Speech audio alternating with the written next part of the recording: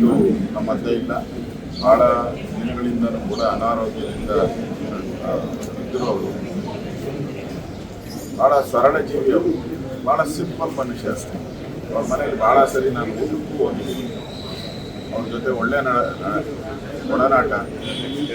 ಅವರು RSSನ ಸ್ವಯಂ ಸೇವಕರಾಗಿ, RSSನ ಆದಿಯ RSSನ ಮಾರ್ಗದರ್ಶನ ಅದರ ಜೊತೆ ಬೆಳೆದಂಥವ್ರು.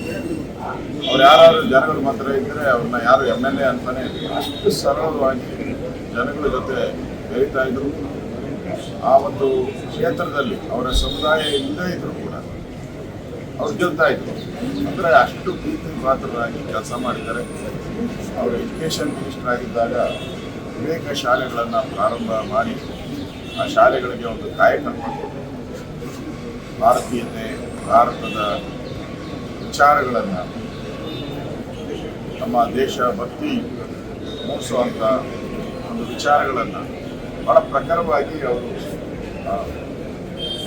ಎಜುಕೇಷನ್ ಮಿನಿಸ್ಟರ್ ಆಗಿದ್ದಾಗ ಒಂದೊಂದು ಭಾಳ ದುಃಖದ ಸಂಗತಿ. ಇವತ್ತು ಮಧ್ಯೆ ಇಲ್ಲ. ಅವರ ಆತ್ಮಕ್ಕೆ ಶಾಂತಿ ಮತ್ತು ಅವರ ಕುಟುಂಬಕ್ಕೆ ದುಃಖವನ್ನು ಭರಿಸುವಂಥ, ಅವರ ಅಭಿಮಾನಿಗಳಿಗೆ ದುಃಖವನ್ನು ಭರಿಸುವಂಥ ಶಕ್ತಿಯನ್ನು ಭಗವಂತ ನೀಡಲಿ